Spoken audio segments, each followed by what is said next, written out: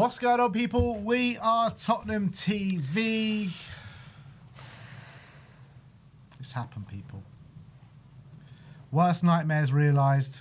Arsenal are going to be lifting the Premier League title, and Spurs are going to have to go down to the wire to save themselves from absolute embarrassment and getting relegated from the Premier League.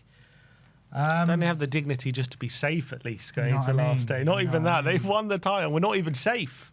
We can't even say we're in the Premier League and they've won the Premier League. I know. Just before we get into it, the link to submit your player ratings is pinned to the live chat. So do go and submit your player ratings and we'll bring them up on screen when we get to that segment. But look, let's get into it. Chelsea 2, Tottenham 1. Same old Stamford Bridge, same old Tottenham. Nothing's changed. Why did we think anything was going to change? I don't know. Maybe it was because we were coming up against the worst Chelsea side that we've ever seen. We thought maybe this game will mean a bit more to Tottenham and we'll turn up and we'll get that point and just move on and, you know, be safe and everything. We can swim off into the De Zerbi sunset and kick on for next year. But obviously that it just wasn't meant to be. First and foremost, the biggest positive of the day were the Tottenham fans yesterday, because I thought the fans proved yesterday why we're such a great fan base, sticking together. The noise generating from that away end was incredible. I'm sure it must have come across unbelievably well on TV. It was deafening at times. That first half, even 1-0 down, 2-0 down, the fans didn't give up, you know. We deserved more from that game yesterday with how we turned up in our numbers and the voices. I mean, I left yesterday the stadium with a croaky voice. Like, it really was something special that away end yesterday. Yeah. I mean, we've been great, the Tottenham fans, throughout the whole season most of the time. I think we've had unbelievable support, even when things have been going horribly wrong for most of the season. You know, you've got the what do you call it, before the Forest game, you know, with the team bus and everything. There's been, every step of the way, the Spurs fans have been kind of trying to encourage the team every time, even when they don't deserve it, even when, you know, they haven't given us anything to cheer about. The Spurs fans have been there throughout the whole season, and none more so than last night. I think last night, pretty much from the first minute, even maybe just before the game till the end, even at 2-0 down, when he never stopped singing. There was that bit, I think it was at 2-0, it might have been at 1-0, but there was like a 10-minute just like proper like going at singing Yet Army constantly. I don't know if it was 1-0 or 2-0, but we were losing at the time, and that just made me so proud, just like to be part of that away end. But unfortunately, the team couldn't give us what we deserved, which was a point and safety, and that was obviously gutting yesterday, because going into it, you had that hope that Chelsea in horrible form, this game doesn't mean much to them. You know, not they'll necessarily roll over, but we could do enough to get the point. That's what the feeling was going into the game. We were confident. I was confident we could just do enough to get a point. I wasn't necessarily going into it thinking we were going to win, but going into it thinking that it will be enough to get a point. And ultimately, Chelsea, they got one over us yet again. I don't even think Chelsea, as you say, were great. I don't think they played so well, but they just seemed to always turn up. They didn't even turn up. They just did enough to somehow get the win. Obviously, we gave them the second goal, but the first goal, Enzo batters him from 30 yards. What are you meant to do about that? It's just, they just seem to always bring something to the table when we come to town, and it happened again. Yeah, and you know, Palmer been shocking all season. Someone says only Palmer looked good, and I agree. Like, Palmer was the only one that really turned up for them throughout the game. He was giving us problems throughout, to be honest. But yeah, look, Chelsea weren't great yesterday. Spurs weren't great. It was two poor teams playing against each other, and I think probably the fair result from the game was probably a draw. But when you give goals like that, you know, the fans yesterday, you know, we have to be extra loud because we know what we are. We know how poor we are. We know how poor these forward players are. So these players need as much support as they can get just to try and get over a line or try and get points. Obviously, that wasn't, you know, didn't happen yesterday. but it has happened in previous games where the fans have just been incredible and we've been able to cheer the team across the finish line and get enough points just to keep us in this conversation right now where we're at, to be favourites going into the last day. It is gutting to not be able to get over the line and go into that last game completely safe. Look, we'll get into all of that in a bit, but the reality was I thought we started all right. I think we started all right, you know, up until they did score completely out of the blue, which I think that goal did come against the run of play. I don't think we were unbelievable. I don't think we were creating as many chances as maybe we should have, but we had that chance, you know, Porro to Tell, and Tell hits the post where, you know, if that goes in, maybe it's a different complexion of the game and maybe the game plays out differently. But we were the team on top in the opening stages of the game, and I think we started the game and the players looked up for it. The fans were definitely up for it. But it's the same traits over and over again. How many times have we seen it this year? As soon as we concede, as soon as we go down, we don't have the composure, we don't have the confidence. The confidence in this team is so brittle. We can start a game well, and I think for the majority of games this season, we've actually have started well. Sometimes it only lasts 5 minutes, sometimes it only lasts 10 minutes. Yesterday it lasted a bit longer. But as soon as we went down, we lost all that composure. And Chelsea were by far the better team from the moment that they scored up until the end of the first half.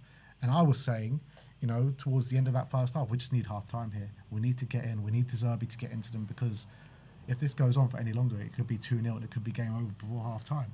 Obviously, it didn't matter because we lost the game anyway. But going into that second half, only 1 goal down, you thought, all right, maybe if De Zerbi gets into them, we can come out second half a bit better and get ourselves back into this game, because Chelsea weren't that great.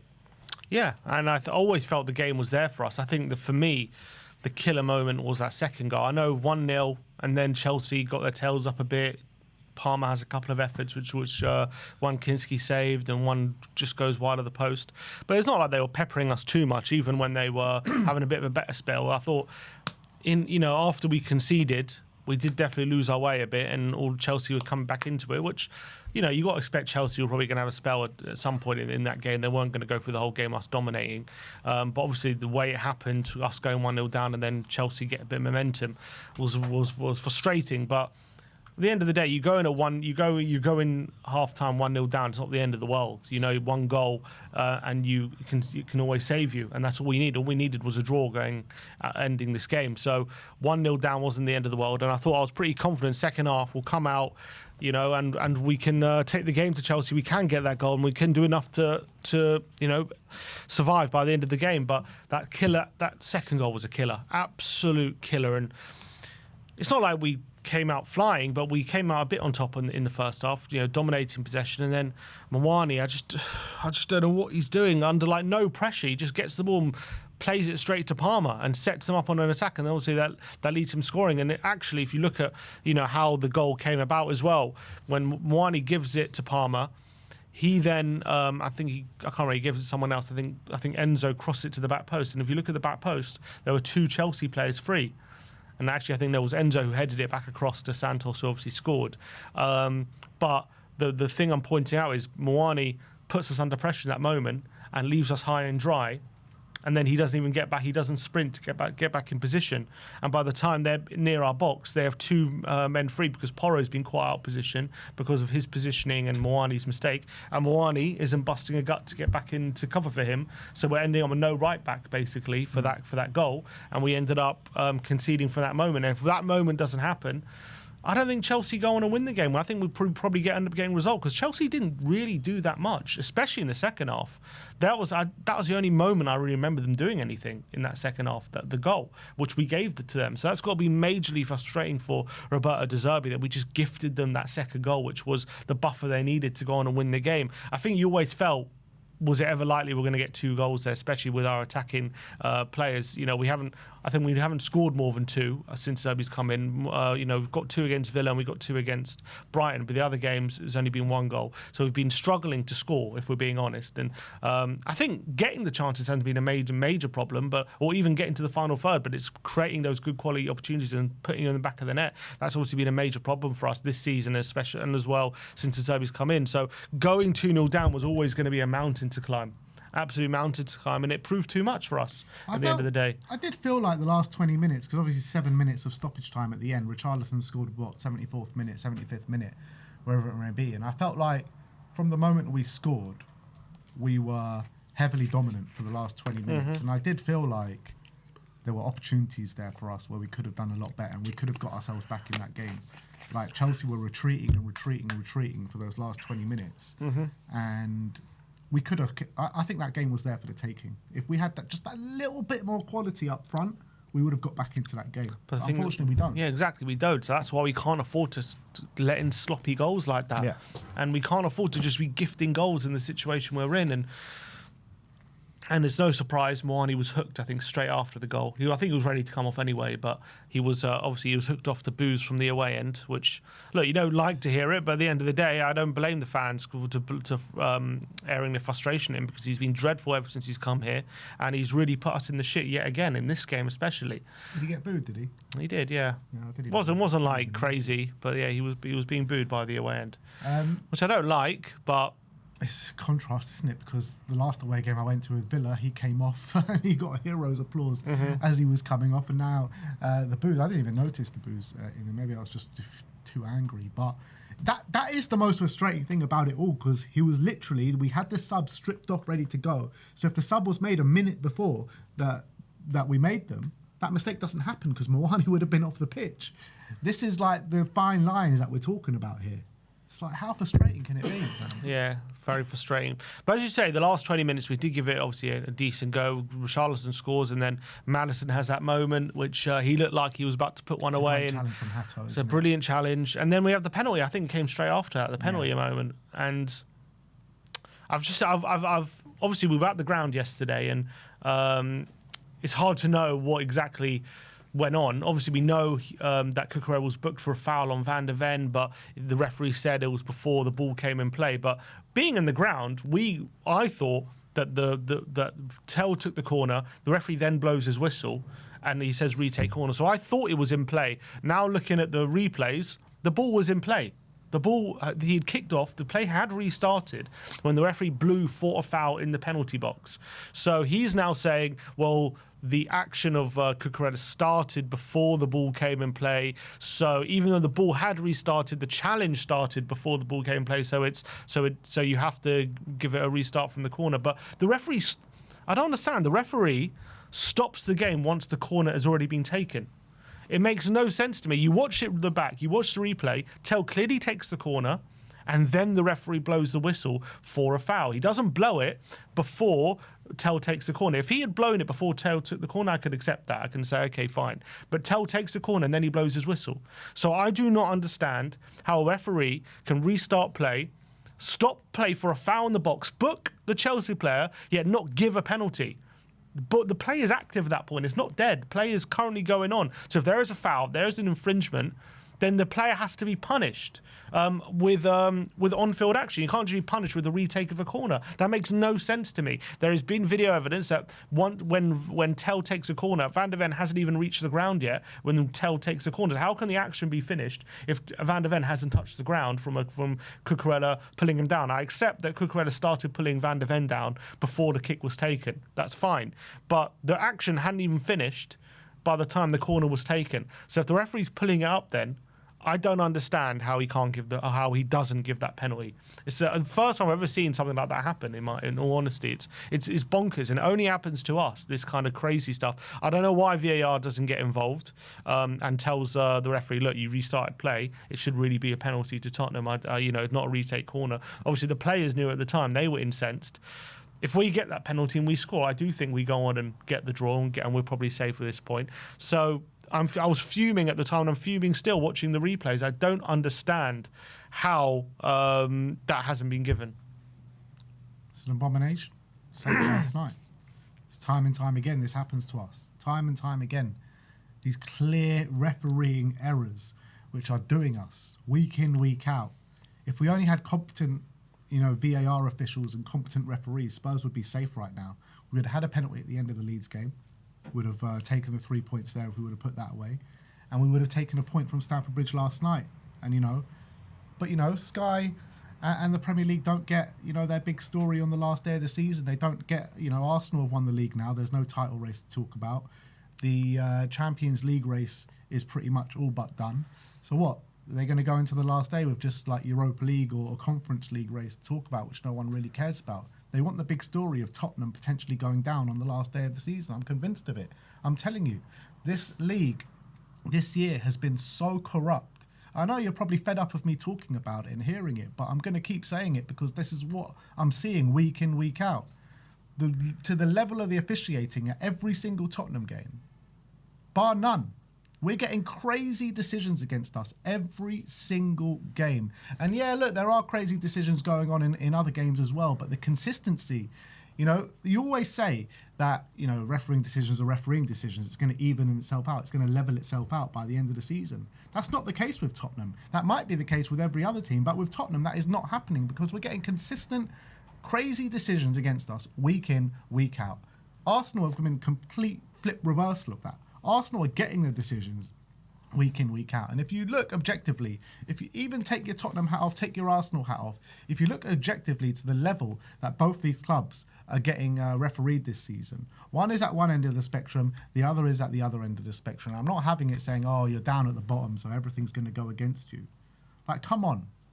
What decisions have we actually had in our favour this year? The level of incompetent display from this PGMO and the referee, like the one at the end of the Leeds game, check it for 10 seconds and don't even ask the referee to go and have a look for himself. Don't even ask him. The one yesterday, they just brush these decisions off like they're nothing. I just don't understand how this can happen. Like, I can understand it if it's once or twice, but every week it seems like at this point. And it's just like, it's madness. The whole thing is just crazy. I just can't get my head around it. And you know what I actually think happened? I think the referee saw what was going on, and I think he saw that it happened before the corner was being taken, but he doesn't realise that Tell has just taken the corner and he blows up, and now he's put himself in a real pickle because he thinks, oh God, I thought I was meant to blow this was before the corner was taken because I've spotted what's going on. He doesn't blow the whistle in time. The corner's then taken, and now he's put himself in a muddle thinking, well, I saw it before, but now the corner's taken. I think I'm just going to give a retake corner. But I don't understand. How VAR doesn't get involved there. It's a clear decision. I think the referee's got himself in a complete muddle, and then it's compounded by Liam Delap elbowing Jed Spence, you know, completely recklessly, by the way, and it looks like to me with intention. Delap only has eyes for Jed Spence. He's not even looking at the ball. He goes flying into Spence with his elbow. Jed Spence is then clutching his face. He's down on the ground, and yet he only gives a yellow card. VAR, I don't know if VAR took a look at it, but there was no flashing on the screen, VAR check or anything like that. So it looks like VAR clearly glossed over that. Yet that was a clear red card to me. I've watched it back. It's clear, it's bad. Strong connection with Delap's elbow and Jed Spence's face. God forbid he would have touched his hair, then it would have been a red card. But an elbow to the face, all of a sudden, that's not a problem. I don't understand. What are these rules that they've come up with, where if you flick someone's hair, that's dangerous play, but an elbow to the face, you know. If you flick someone's hair, it doesn't matter if it's intentional or not, apparently. If you're trying to gain your balance and you accidentally pull someone's hair while you're in the air, doesn't matter if the intention, that's serious and dangerous play. And that's a red card. Yeah, if you elbow someone's in the face and now all of a sudden the intention comes into it, now what's going on? It's not that. If you elbow a Tottenham player in the face, that's when, you know, nothing happens. Any other club, you know, if Gabriel's getting elbowed in the face, he goes down, makes a meal out of it, and he's down for 10 minutes and crying and he's acting like, you know, he's got concussion, or he's acting like this, or he's acting like that. Then you're going to see red cards, and then you're going to see players pulled up on it. But if it happens against Tottenham, it doesn't matter. You know, we'll just brush it off, and we'll have our story on the last day of the season. The whole thing's ridiculous. But I just don't understand where we are with these rules. Like, how is it possible that, who was it, Martinez touched someone's hair and VAR gives a red card? Right, so that's serious and dangerous play. Yet an elbow to the face isn't.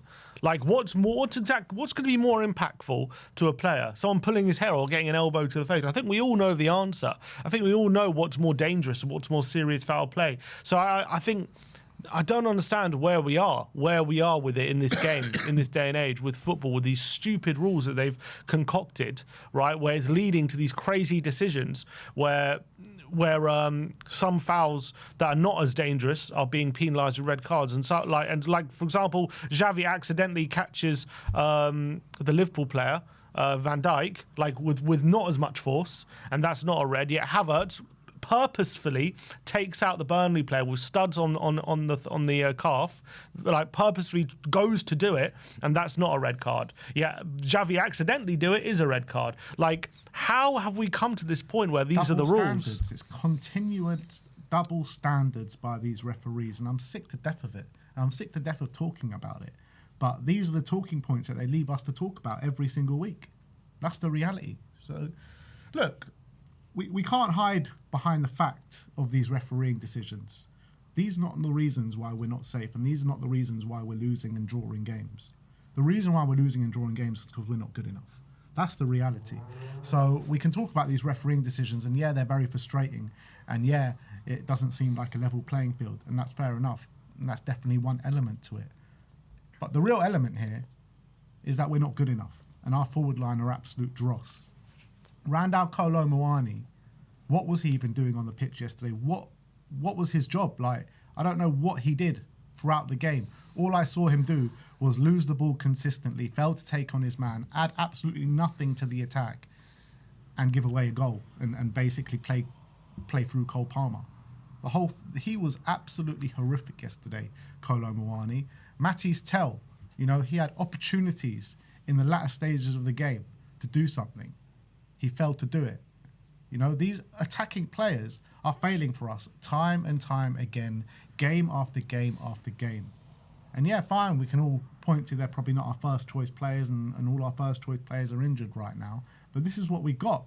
There's still players that are on big wages. Matisse Tell, we signed him for decent money. Kolo Muani, he was a £70 million player a few years ago. Richarlison, we signed him for 65 million. These players are on big wages. They're supposed to be players that are supposed to be good, but they fail week in, week out. They are not fit for purpose, and they are not good enough. And if we just about survive on the last day, it's not because of them, it's in spite of them. These guys, they're not good enough. Yeah, but we know that. That's nothing new. I think we know that these are the guys we're relying on, and that's what we got to do. I mean, that's nothing new. That's just the situation, and they have cost us. They've cost us again. I think if we had better forward line, we probably don't even draw. We probably win the game, to be honest. If we had a better forward line, if we had better players available. Not only are they not available, not good enough, but they're also being forced to play. I mean, I know we brought Moani off, but most of these guys are having to play 90 minutes because we just have no other options. We don't have any other players in the forward line. Maybe he could have given a youth player a go, but we don't have anyone else right now.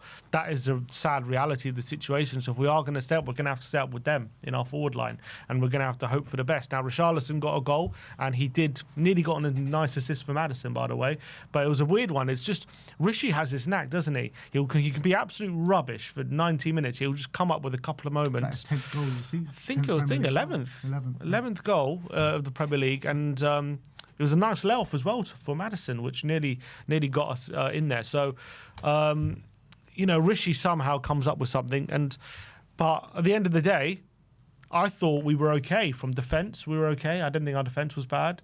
I thought midfield, we were pretty competitive. I thought we were keeping the ball quite nicely for the majority of the game. I think we were getting to the final third pretty comfortably.